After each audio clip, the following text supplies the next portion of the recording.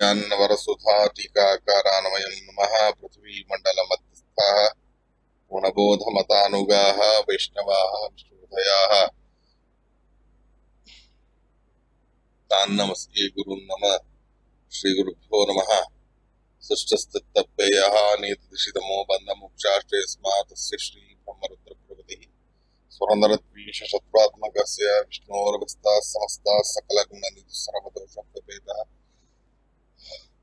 पूर्णानंदो अव्ययो यो गुरुः परमः चिन्तयेतं महान्तम् जन्माद्यस्य यतोऽन्वयादितरतश्चार्थेष्वभिघ्नस्वराट् तेने ब्रह्मरदाय आदिकवये मुह्यन्तीं सूरयः तेजो वारिमृतां यथा विनिमयो यत्र सर्गो मृषा धाम्ना स्वेन सदा नरस्तकुहकं सत्यं परं धीमहि धर्मप्रोज्झितकैतवोऽत्र परमो निर्मत्सराणां सतां वेद्यं वास्तवमत्र वस्तुचिरतं तापत्रयोन्मूलनम् श्रीमद्भागवते महामुनिकृते किंवा परैरीश्वरः सत्त्ववृद्धवर्धते अथ कृतिभिः शुश्रूषुस्तत्क्षणात्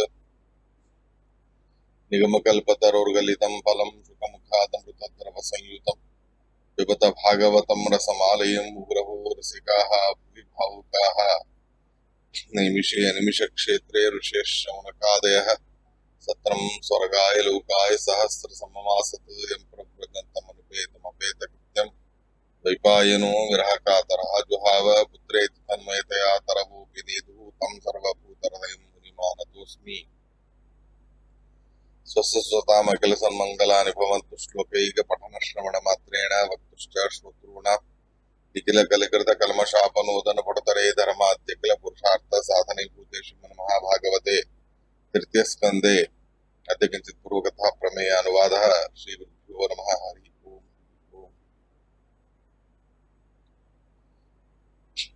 कच्चित् सुखं सात्वतवृष्टिभोज दाशारकाणामधिपस्सास्ते यमभ्यषिञ्चत् शतपत्रनेत्रो नृपासनाधिं परिहृत्य दूरात्।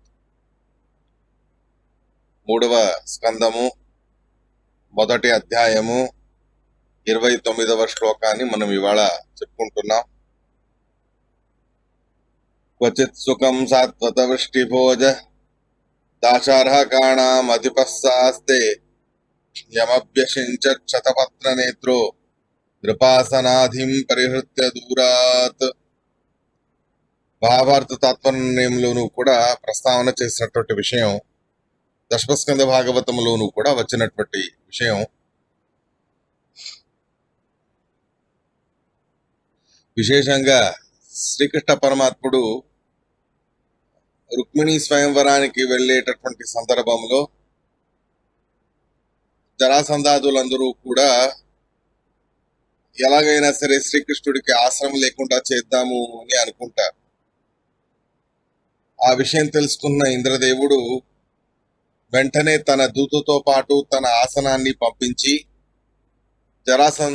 జరాసంధాదులందరికీ కూడా హెచ్చరిక అనేది చేస్తారు. మీరు నలుగురు, అంటే జరాసంధ, శిశుపాల, దంతవక్ర, శాల్వ, వీళ్ళు తప్ప మిగిలిన వాళ్ళందరూ కూడా ఆ శ్రీకృష్ణుడికి రాజరాజాధీశ్వర అనేటటువంటి బిరుదునిచ్చి అభిషేకం అనేది చేయండి. అలా అభిషేకం చేయకపోతే మీ అందరి మీద వజ్రాయుధాన్ని ప్రయోగిస్తాను అని అంటాడు ఇంద్రదేవుడు. తన దూత ద్వారా వాళ్ళకి సందేశాన్ని ఇస్తారు. దశమస్కందంలో ఈ ఘట్టం అనేది అధికంగా వివరించబడలేదు, మీరు గమనించి ఉంటారు. దశమస్కందంలో రుక్మిణీదేవి పత్రికని రాయడం, ఆ పత్రికని విని చూసి వెంటనే శ్రీకృష్ణ పరమాత్ముడు వచ్చి రుక్మిణి అపహరణాన్ని చేయడం, ఈ విషయం మాత్రమే ప్రస్తావించబడుతుంది. కానీ ఆ వెనక జరిగిన విషయం ఏమిటో అనేది అక్కడ చెప్పరు, దశమస్కందంలో చెప్పరు. ఇక్కడ ఆ విషయాన్ని విదురుడి ద్వారా ప్రస్తావన అనేది చేస్తారు శ్రీమద్ భాగవతంలో. ఇదే విషయాన్ని 17వ అధ్యాయం మహాభారత తాత్పర్య నిర్ణయంలో విస్తారంగా శ్రీమద్ మధ్వాచార్యులు వారు కూడా చెప్పి ఉన్నారు. మహాభారతంలో కూడా వచ్చి ఉన్నది. కానీ విశేషంగా ఆ ఘట్టం అనేది దశమస్కంద భాగవతంలో ఎక్కువగా మనకెక్కడ అంత స్పష్టంగా కనిపించదు. కానీ తృతీయ స్కంద భాగవతంలో మాత్రం ఆ విషయం అనేది ప్రస్తావన చేయబడి ఉన్నది. ఆ విషయాన్ని ఇక్కడ చెబుతూ ఉన్నారు. మొత్తానికి శ్రీకృష్ణ పరమాత్ముడికి ఆసనం లేకుండా చేయాలి అని అనుకుంటే అందరి చేతను కూడా రాజ రాజాధీశ్వర అనేటటువంటి బిరుదుతో అభిషేకం అభిషేకించబడ్డాడు శ్రీకృష్ణ పరమాత్మ. ఈ సందర్భం అనేది ఏదైతే ఉంది కదా, దీన్ని తెలుసుకుని ఉన్న విదురుడు ఈ విషయాన్ని ప్రస్తావన చేసి ఈ నిమిత్తంతో శ్రీకృష్ణుడి కుశలాన్ని విదురుడు అడగడం అనేది జరుగుతున్నది ఈ శ్లోకం. కాబట్టి పూర్వ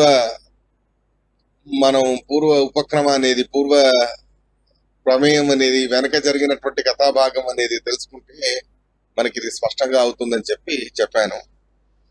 అదే అడుగుతూ ఉన్నారు. క్వచిత్ సుఖం సాత్వత వృష్ణి భోజ దాశార్హకాణాం అధిపస్స ఆస్తే. సహా శ్రీకృష్ణ సాత్వత వృష్ణి భోజ దాశార్హాణ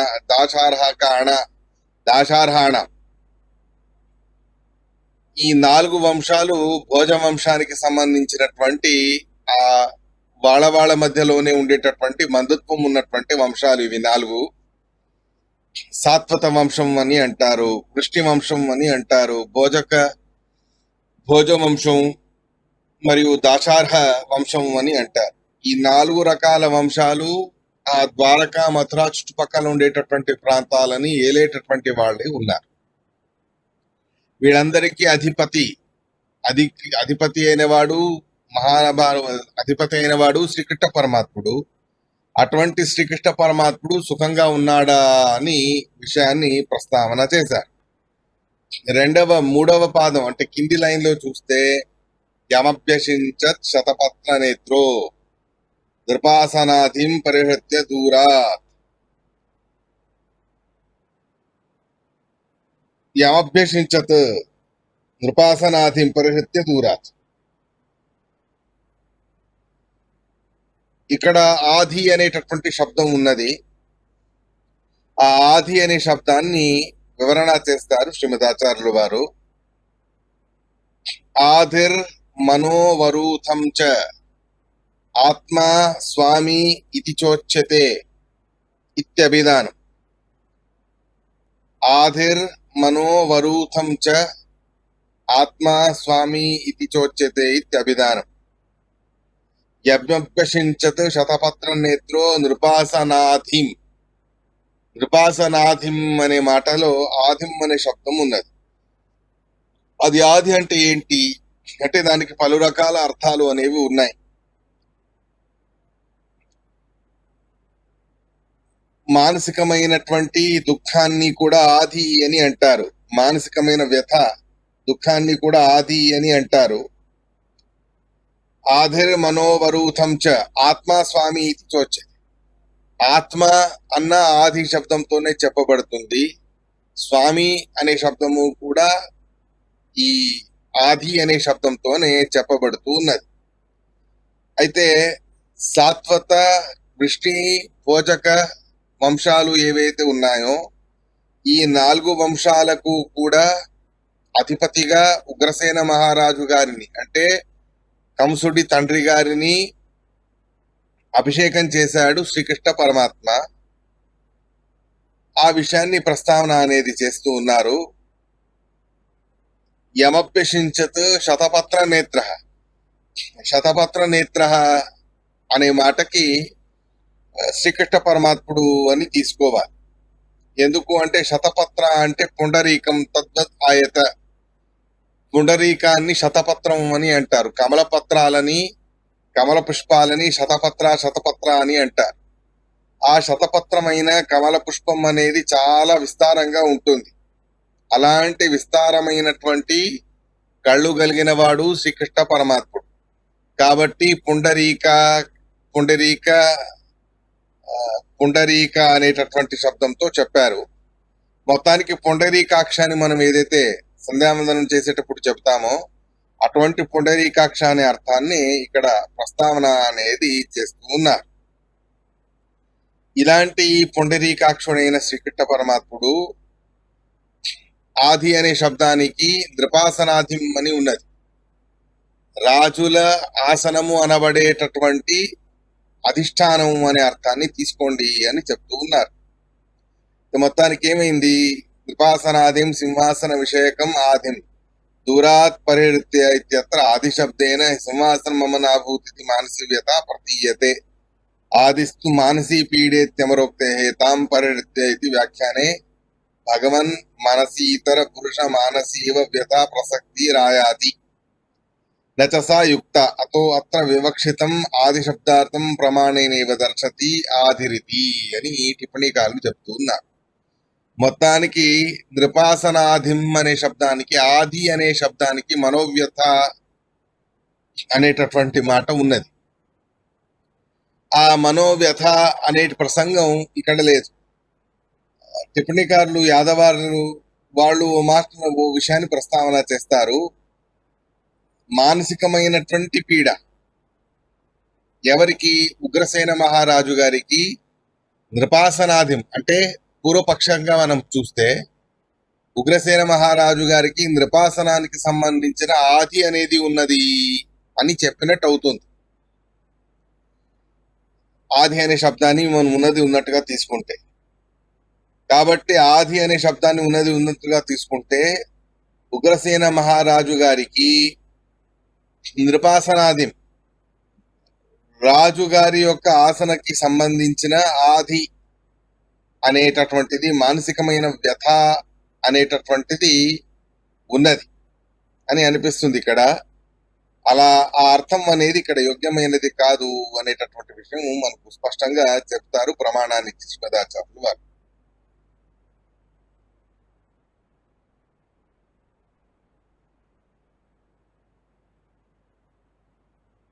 ఆది అనే శబ్దానికి ఉన్నది ఉన్నట్టుగా తీసుకుంటే నృపాసనాధిం మహారాజు గారి యొక్క ఆసనం అనేది ఏదైతే ఉందో, ఈ సింహాసనం అనేది నాకు రాకుండా పోయిందే అని శ్రీకృష్ణ పరమాత్ముడు బాధపడ్డాడు అనే రకంగా చెప్పినట్టు అవుతుంది. ఆది అనే శబ్దానికి ఉన్నది ఉన్నట్టుగా తీసుకుంటే పూర్వపక్షం వాళ్ళు ఆ రకంగానే చెబుతారు. ఈ సింహాసన విషయకమైనటువంటి ఆది అంటే సింహాసనం మమ నాభూత్, ఈ సింహాసనం అనేది నాకు దక్కలేదే అనేటటువంటి మానసికమైన ఆదిని, మానసికమైన వ్యథని పరిహారం చేసుకొని సర్దుకొని ఉగ్రసేన మహారాజు గారికి ఆసనాన్ని ఇచ్చాడు అని పై అర్థం చెప్పినట్టు అవుతుంది. తాత్పర్యం యొక్క ముఖ్యం, ఆ తాత్పర్యం యొక్క ప్రాముఖ్యత ఎంత విశేషంగా ఉన్నదా అనేది చూడడానికి ఇది పూర్వ ప్రసక్తాన్ని మనం తెలుసుకోవాలి. ఆధిర్ మనోవరూథం మానసికమైన వ్యథ.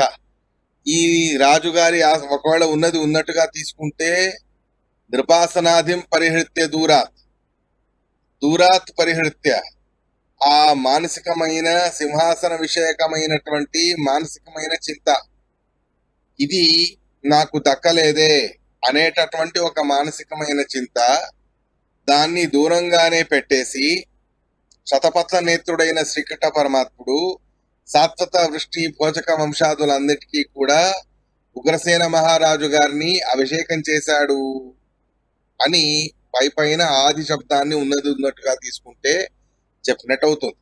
ఇలా చెబితే దీంట్లో పొరపాటేం లేదే, తప్పేం లేదే అని అనిపించేస్తుంది. మంచిదే కదా, రాజుగారి ఆసనం మీద వ్యామోహాన్ని వదిలిపెట్టి తర్వాత ఉగ్రసేన మహారాజు గారికి ఇచ్చేశాడు అంటే మంచిదే కదా అని అనిపిస్తుంది. కానీ భగవంతుడి విషయంలో అలా చెప్పడం కుదరదు. ముందు మనకు మానసిక వ్యథ అనేది కలిగి తర్వాత దాన్ని దూరం చేసుకున్నామంటే మానసిక వ్యథ కలగడం వరకు దోషమే కదా. అటువంటి మానసికమైన వ్యథ భగవంతుడికి కలిగింది, దాన్ని ఆయన దూరం చేసుకున్నాడు. మనకు ఏదైనా మానసికమైన కష్టం అనేది కలిగినప్పుడే మనకు మనమే సర్ది చెప్పుకుంటాము కదా. ఆ రకంగా రాజుగారి ఆసనానికి సంబంధించి మానసికమైన వ్యథ శ్రీకృష్ణుడికి కలిగింది. ఆ వ్యథ దూరం చేసుకొని ఆయన సర్దుకొని తన మనస్సుకి ధైర్యం చెప్పుకొని ఉగ్రసేన మహారాజు గారికి సింహాసనం మీద కూర్చోబెట్టాడు అని చెప్పితే బాగానే ఉంది అని అనిపిస్తుంది. కానీ కృష్ణ పరమాత్ముడికి మానసికమైన చింత వచ్చినట్టు మనం స్వీకరించినట్టు అవుతుంది. కాబట్టి ఇక్కడ ఆ విషయం అనేది చెప్పకూడదు. దానికోసమే శ్రీమదాచార్యుల వారు ప్రమాణం అనేది మనకు ఇస్తూ ఉన్నారు. ఈ రకమైనటువంటి భగవంతుడికి సంబంధించిన మానసిక వ్యత, సింహాసనం నాకు దక్కలేదే అనే మానసిక వ్యత, దాన్ని దూరం చేసుకొని ఉగ్రసేన మహారాజు గారికి ఇచ్చాడు నిర్మోహమాటంగా సర్దుకొని వైరాగ్యంతో అని చెప్పడం ఒక రకంగా మంచిదని అనిపించినాను కూడా, మూలభూతంగా చూస్తే ఆ శ్రీకృష్ణ పరమాత్ముడికి మనస్సులో ఆది మానసికమైన చింత కలిగింది కదా, అది తర్వాత పరిహారం చేసుకున్నాడు, సరే పర్వాలేదు, కానీ ముందు కలిగింది కదా. అటువంటి ఆది వ్యాధి నిమిత్తం అనేది భగవంతుడికి కూడా వచ్చినట్టు అవుతుంది అనే ఒక సమస్య వస్తుంది. అది రాకుండా ఉండాలని చెప్పే ఆది అనే శబ్దానికి యద్యపి మానసికమైన వ్యథ అనే అర్థం అనేది ఉన్నప్పటికీ కూడా ఆ అర్థంతో పాటు ఇంకా చాలా అర్థాలు అనేవి కూడా ఉన్నాయి. దాన్ని ప్రమాణ పురస్సరంగా శ్రీమదాచార్యుల వారు మనకి ఇక్కడ చెప్తూ ఉన్నారు.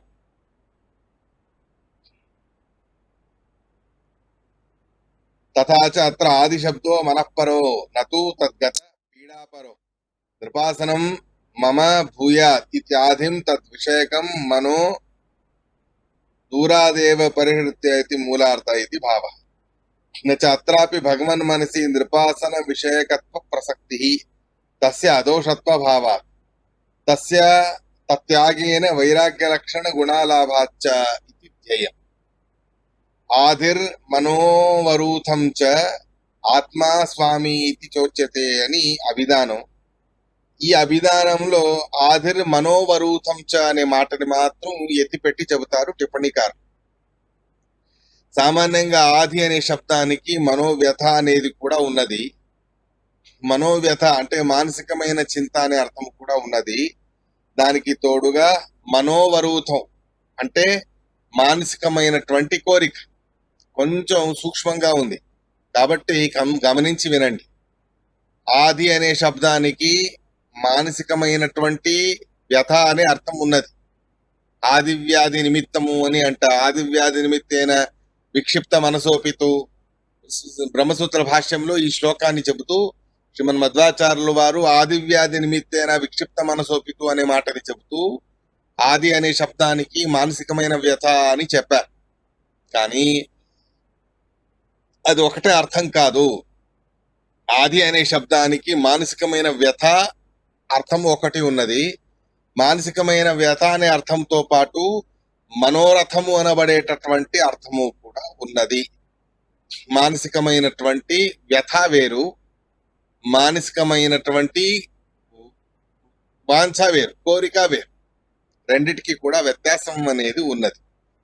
ఇక్కడ నృపాసనాధిం అని అనే శబ్దానికి రాజుగారి ఆసనానికి సంబంధించిన ఆది అనే శబ్దానికి మానసికమైన వ్యథ, నాకు దక్కకపోయిందే అనేటటువంటి వ్యథకి అర్థంగా తీసుకోకుండా మానసికమైన కోరిక, వాంఛ, ఆలోచన అనేటటువంటి విషయాన్ని తీసుకోండి అని అంటారు శ్రీమదాచార్యులు వారు. ఏమైంది? నృపాసనాదిం అనే శబ్దానికి రాజుగారి యొక్క ఆసనానికి సంబంధించిన ఆది అనే దానికి మనోరథం, అది కావాలి అనే కోరిక, కోరికని కూడా దూరంగా పెట్టేసి, అంటే అసలు ఆ కోరికనే లేదు శ్రీకృష్ణ పరమాత్ముడి మనస్సులో. వైరాగ్య శిఖామణి కాబట్టి ఇదేదో చిన్న రాజ్యానికి సంబంధించిన ఆసనం గురించి ఆయన వాంఛ అనేది లేదు, మానసికమైన అపేక్ష అనేది లేదు. మానసికమైన కోరిక, మనోరథం, ఇది నాకు కలుగుగాక అనేటటువంటి మనోరథము కూడా దూరంగా పరిహృత్య, దాన్ని దూరంగా పెట్టేసి, అంటే కించిత్తు కూడా దాని గురించి అపేక్ష లేకుండా అనే అర్థాన్ని తీసుకోండి అని చెప్తూ ఉన్నారు. ఇలా చెప్పకపోతే మానసికమైన చింత, వ్యథ తప్పదు. మొహమాటానికి ఉగ్రసేన మహారాజు గారికి ఏదో ఇచ్చేశాడు సింహాసనాన్ని అని ఈ రకంగా అవుతుంది. అలా కాకుండా మానసికమైన ఆది అనే శబ్దానికి మానసికమైన కోరిక, మనోరథం, దాన్ని కూడా దూరంగా పెట్టేసి అనేటటువంటి అర్థాన్ని మీరు తీసుకోవడం యోగ్యమైనది అని శ్రీమదాచార్యుల వారు చెబుతారు. దాన్ని టిప్పణికారులు కూడా స్పష్టంగా మనకు చెబుతారు. నృపాసనం మమ భూయాతిథి ఆదిం తద్విషయకం మనస్, తద్విషయకం మనః దూరాదేవ పరిహృతి. తద్విషయకమైనటువంటి మనోవిక్షిప్తం అంటే మనస్సు పెట్టడం, సింహాసనం మీద మనస్సు పెట్టడం అనేటటువంటి అర్థాన్ని తీసుకోండి అని అంటారు టిప్పణికారు. ఈ రకంగా నృపాసనాదిం అనే శబ్దానికి రాజుగారి యొక్క ఆసనానికి సంబంధించిన ఆది, మనోభిష్టం, ఆలోచన, మనస్సు పెట్టడం, ఇది కూడా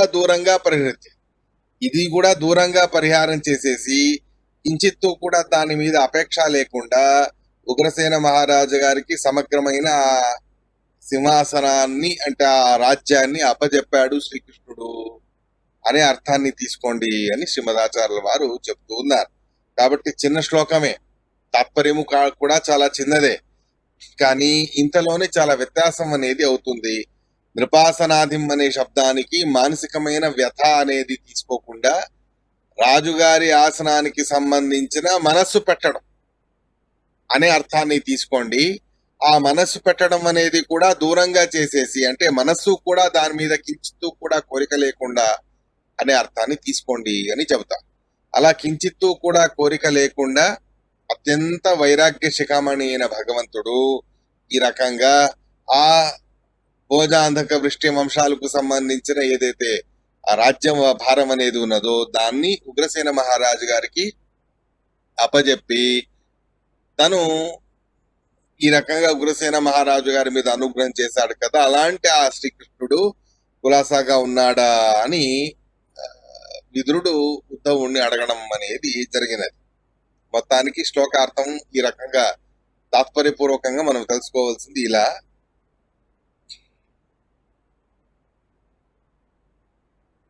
సాత్వత వృష్ణి భోజ దాశార్హకాణాం అధిపః సాత్వత వృష్ణి భోజ దాశార్హణ అనబడే వంశాలకి అధిపతి అయిన సహా శ్రీకృష్ణుడు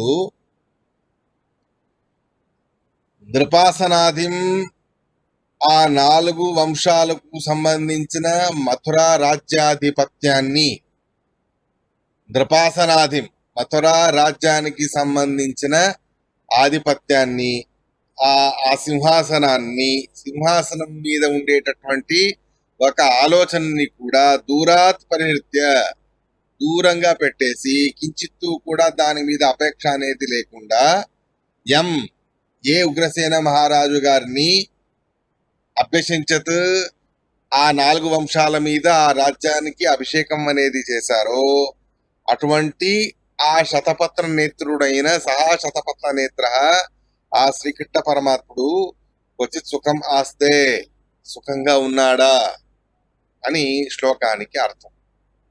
ఈ రకంగా ఈ 29వ తాత్పర్యం అనేది సమాప్తమవుతుంది.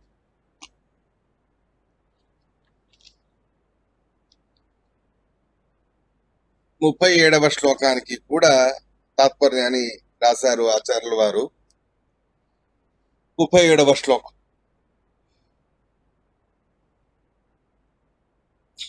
కిం వా కృతాగేష్వగమత్యమర్షి భీమో హివత్ దీర్ఘతమం వ్యముంచత్ యస్యాంగ్రిపాతం రణభూర్ణసేహే మార్గం గదాయాశ్చరతో విచిత్రం.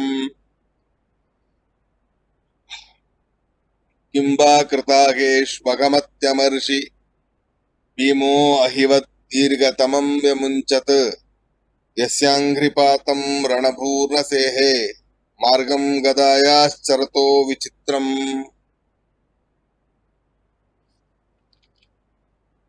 ముప్పై 37వ శ్లోకానికి కూడా ఆచార్యుల వారి తాత్పర్యం అనేది ఉన్నది. ఇక్కడ తాత్పర్యం అధం వ్యముంచత్ పునరపరాధ బుద్ధిం హిత్వా ఆస్తే అని ఆచార్యుల వారు తాత్పర్యాన్ని రాశారు. ఏమిటి శ్లోకంలో చెప్పేటటువంటి విషయం అనేది మనం గమనించాం. భీమసేనుల వారి గురించి ఇక్కడ ప్రస్తావన అనేది చేస్తూ ఉన్నారు. భీమసేనుల వారు ఏ దుర్యోధనాదుల మీద భయంకరమైన కోపాన్ని పెట్టుకొని ఉన్నారో అటువంటి ఆ భీమసేనుల వారు ఏ శ్రీకృష్ణ పరమాత్ముడిని చూసి ఆ మానసికమైన చింత, దుఃఖం కోపం దీన్ని పరిహారం చేసుకున్నారో అటువంటి ఆ శ్రీకృష్ణుడు సుఖంగా ఉన్నాడా అనే అభిప్రాయాన్ని శ్లోకంలో చెప్పినట్టు అవుతుంది. సామాన్యంగా మనం విశేషంగా తెలుసుకుందాం. ఏమిటి? భీమసేనులు వారు తమకు తమ వాళ్ళైన పాండవులకి, ద్రౌపది ఇత్యాదులకి అపరాధం చేసిన వాళ్ళైన దుర్యోధనాదులు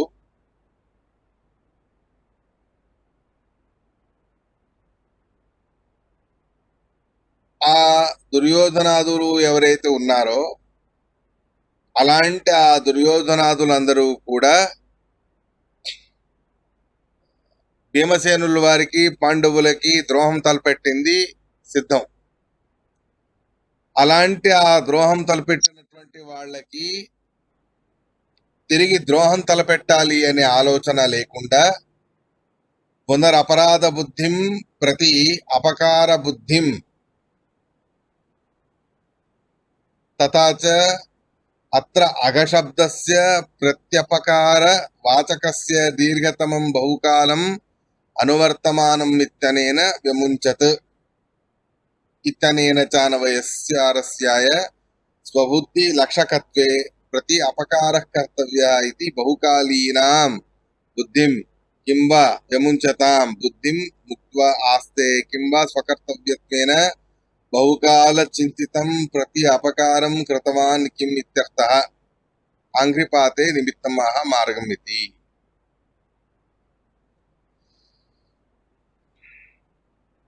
కింవా కృతాఘేష్వఘమత్యమర్షి భీమో హైవత్ దీర్ఘతమం వ్యముంచత్ యస్యాంఘ్రిపాతం రణభూర్ణసేహే మార్గం గదాయాశ్చరతో విచిత్రం.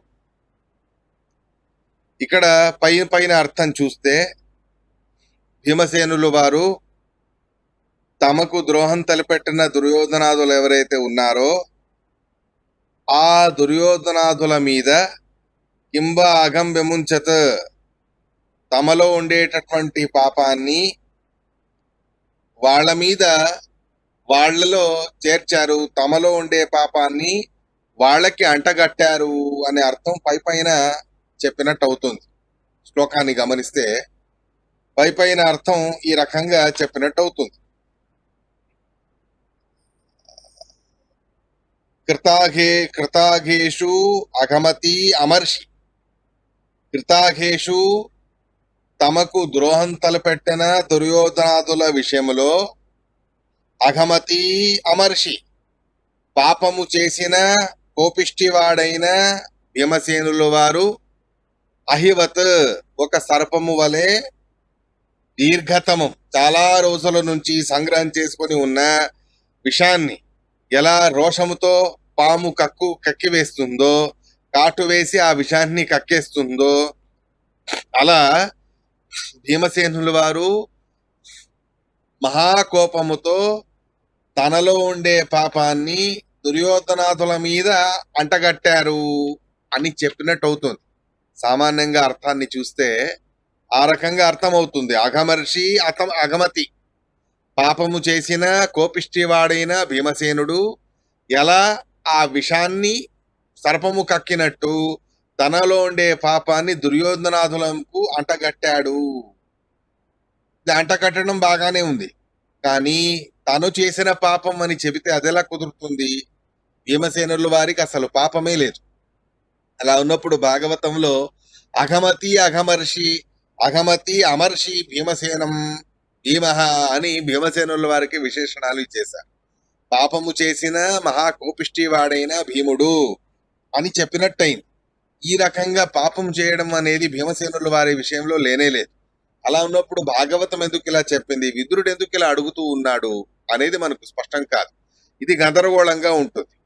కాబట్టి ఇది స్పష్టం చేద్దామని శ్రీమదాచార్యుల వారు అఘం వ్యముంచత్ పునరపరాధ బుద్ధిం హిత్వా ఆస్తే అనే అర్థాన్ని తీసుకోండి అని అంటారు. మొత్తానికి ఆచార్యుల వారి తాత్పర్యాన్ని తీసుకుంటే ఏమర్థమవుతుంది? పునః అపరాధ బుద్ధిం ప్రత్యపకార బుద్ధిం వ్యముంచత్ అనే అర్థాన్ని తీసుకోండి అని అంటారు. పాపాన్ని వదిలిపెట్టారు అంటే తను చేసిన పాపాన్ని వాళ్ళలో వేశారు, వాళ్ళకి అంటగట్టారు అని కాదు.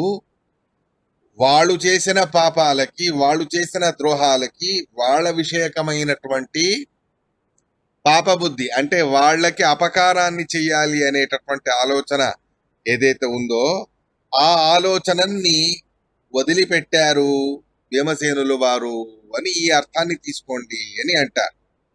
తథాచ అత్ర అఘశబ్దస్య ప్రత్యపకారవాచకస్య దీర్ఘతం. కాబట్టి అఘ అనే శబ్దానికి పాపం అనే అర్థం తీసుకోకూడదు. ఇక్కడ అఘ అనే శబ్దానికి అపకారం చేసిన దుర్యోధనాదులకు ప్రత్యపకారాన్ని చేసేటటువంటి విషయాన్ని తీసుకోండి అని చెబుతా. ఇలా దుర్యోధనాదులు పాండవులకి అపకారం చేశారు.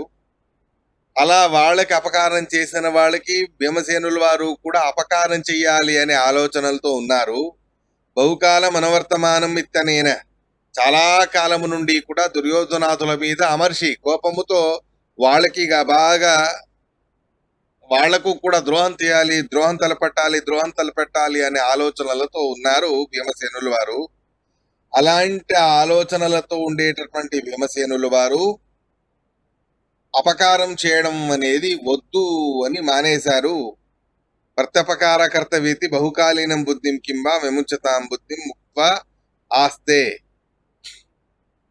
ఈ రకంగా అపకారాన్ని చెయ్యాలి అనేటటువంటి ఆలోచనని వదిలేసి ఉన్నాడా శ్రీకృష్ణ పరమాత్ముడు అని శ్రీకృష్ణ పరమాత్ముడికి దాన్ని అన్వయం చేసుకోండి అని టిప్పణికారులు మనకు చెబుతారు. అంటే మొత్తానికి ఏమైంది, భీమసేనుల వారు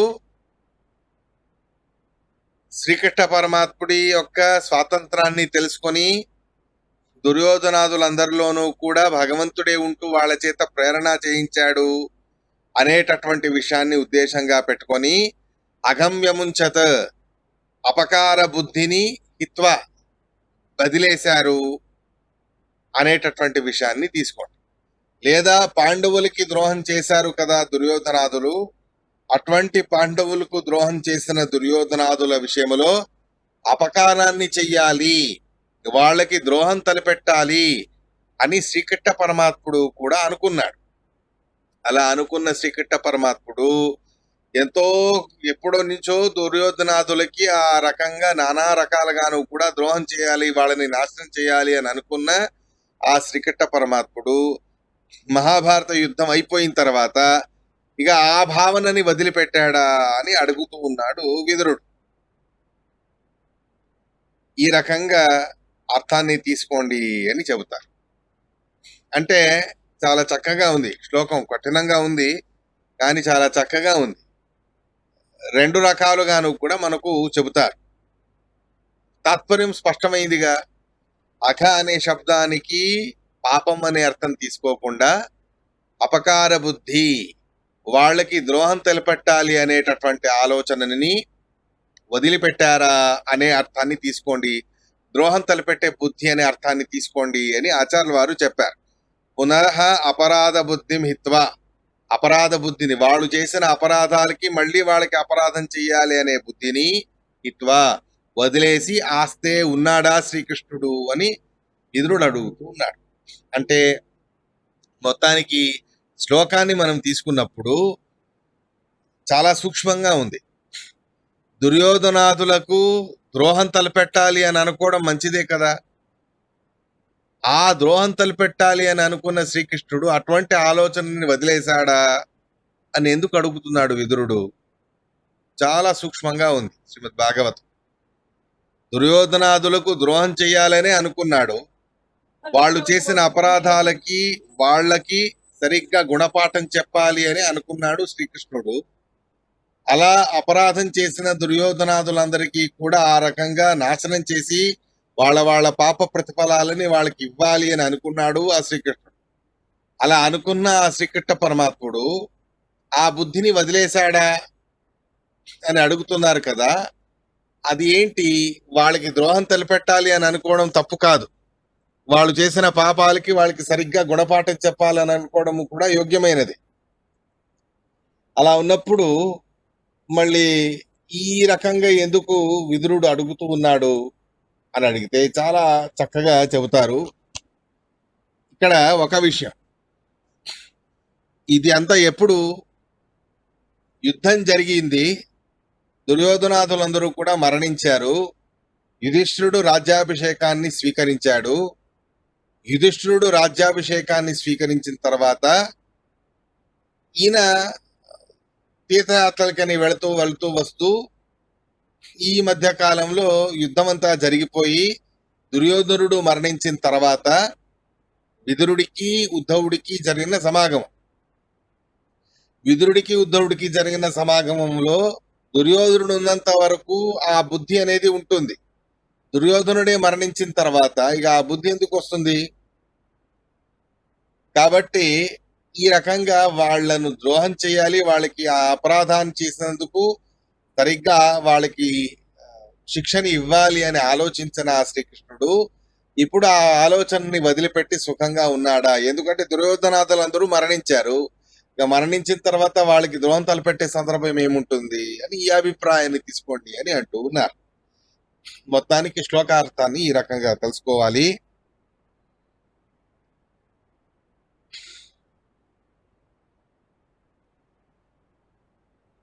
కింవా కృతాఘేషు అగమతి అమర్షి భీమః అహివత్ దీర్ఘతమం వ్యముంచత్.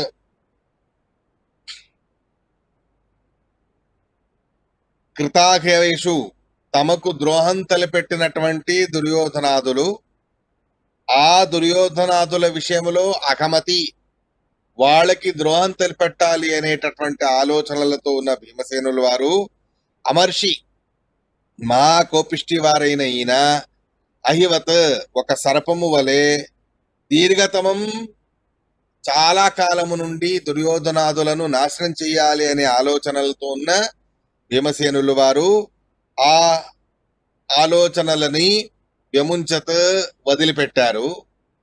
దుర్యోధనాదుల సంహారం అయిన తర్వాత ఇక్కడ కృష్ణుడి గురించి అడుగుతున్నారుగా, ఆ కృష్ణుడి గురించి అడుగుతున్నారు అనే దానికి వెనకటిదే ఇక్కడ తీసుకోండి, ఆస్తే అనేటటువంటిది అనుమేం చేసుకోండి అని మండూక ప్రతి న్యాయం. హిత్వా ఆస్తే అనేటటువంటి ఆస్తే శబ్దాన్ని ఇక్కడ అధ్యాహారం చేసుకోండి అని చెబుతా. మొత్తానికి ఏమైంది?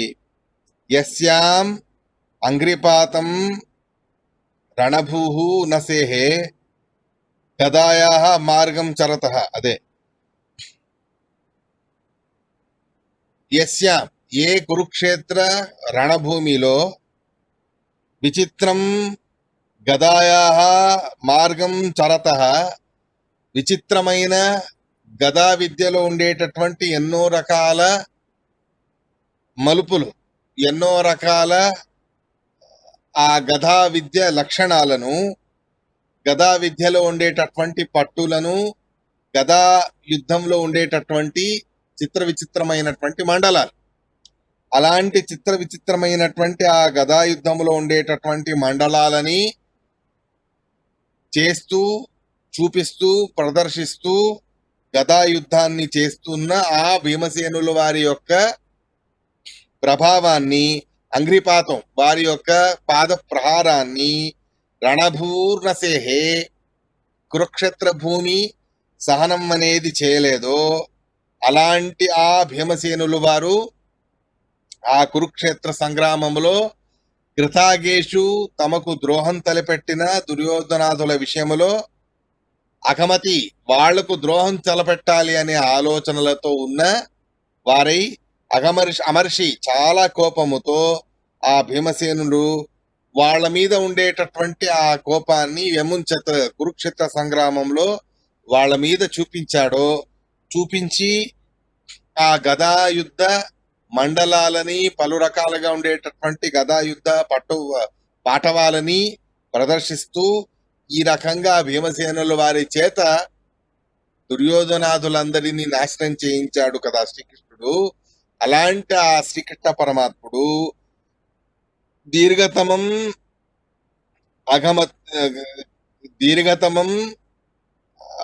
కృతాఘేషు అగమతి, ఎప్పటి నుంచో ఉండేటటువంటి ఆలోచన, దుర్యోధనాదులను నాశనం చేయాలి అనేటటువంటి ఆలోచన అనేది ఎప్పుడైతే ఉన్నదో అటువంటి ఆలోచనని వ్యముంచత్ విడిచిపెట్టి కింబా సుఖం ఆస్తే ఇప్పుడు శ్రీకృష్ణ పరమాత్ముడు సుఖంగా ఉన్నాడా అని ఈ అర్థాన్ని తీసుకోండి అని అంటారు. అంటే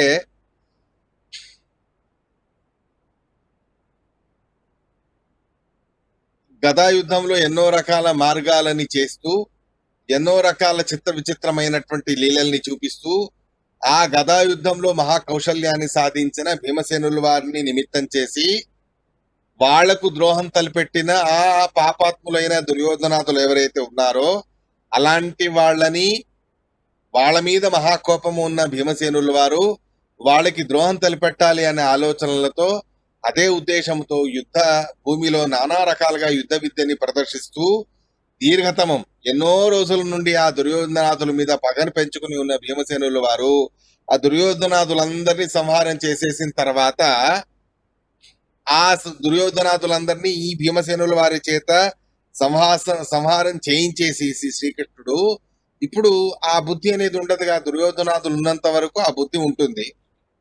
అటువంటి ఆ బుద్ధి అనేది ఇప్పుడు అవసరం లేదు. ప్రతిభ బుద్ధి దుర్యోధనాదుల నాశనం అయిపోయింది, అదే చేయించాలి అని అనుకున్నాడు శ్రీకృష్ణుడు. భీమసేనుల వారి చేత చేయించేశాడు. భీమసేనుల వారి చేత చేయించేసేసి ఇప్పుడు ఆ బుద్ధిని వదిలిపెట్టి సుఖంగా ఉన్నాడా అంటే దుర్యోధనాదుల నాశనం గురించి ఆలోచిస్తూ ఉన్న శ్రీకృష్ణుడు వాళ్ళు నశించిపోయిన తర్వాత ఇప్పుడేముంటుంది మళ్ళీ ఆలోచన, దాని విషయంలో ఏ ఆలోచన ఉండదు. అలాంటి ఆ శ్రీకృష్ణుడు సుఖమాస్తే సుఖంగా ఉన్నాడా అనేటటువంటి అభిప్రాయాన్ని తీసుకుంటూ ఉన్నారు. అంటే వాళ్ళు చేసిన అపరాధాలకి తిరిగి వాళ్ళకి అపరాధం చేసి వాళ్ళని నాశనం చేసి ఆ దీర్ఘతమైన ఎంతో కాలము నుండి కూడా రకమైనటువంటి ఆలోచనతో ఉన్న శ్రీకృష్ణుడు ఆ ఆలోచనని వెముంచత్ వదిలిపెట్టి సుఖం ఆస్తే సుఖంగా ఉన్నాడా అనేటటువంటి విషయాన్ని ఇక్కడ చెబుతూ ఉన్నారు అని మనం ఈ శ్లోకాన్ని తెలుసుకోవాలి. ఈ రకంగా భాగవత తాత్పర్యంలో 37వ శ్లోకానికి సంబంధించిన అర్థం మనం ఈ రకంగా తెలుసుకుంటూ ఉన్నాం. కొంచెం కఠినమైన శ్లోకం. భీమసేనుల వారి నిమిత్తం చేసి అమర్షి అయిన ఏ భీమసేనుల వారి యొక్క అంగ్రి ప్రహారాలని తట్టుకోలేదో కురుక్షేత్ర భూమి, అలాంటి ఆ మహాపరాక్రమశాలి అయినటువంటి భీమసేనుల వారు తమకు అపరాధం చేసినటువంటి దుర్యోధనాదుల విషయంలో అపరాధాన్ని అంటే వాళ్ళకి ద్రోహాన్ని చేసి భీమసేనుల వారి చేత చేయించి ఆ దీర్ఘతమైన ఎంతో కాలము నుండి కూడా ఉండేటటువంటి ఆ ఆలోచనని వదిలిపెట్టి సుఖం ఆస్తే ఆ శ్రీకృష్ణ పరమాత్ముడు సుఖంగా ఉన్నాడా అని ఈ రకంగా అర్థం చెప్తూ ఉన్నారు. ఈ శ్లోకానికి మనం ఈ రకంగా అభిప్రాయం అనేది చెప్పుకోవచ్చు. దీనికి సంబంధించి ఏమైనా సందేహాలు ఉంటే అడగవచ్చు. ఇవాటికి శ్రీకృష్ణ అర్పణమస్తు.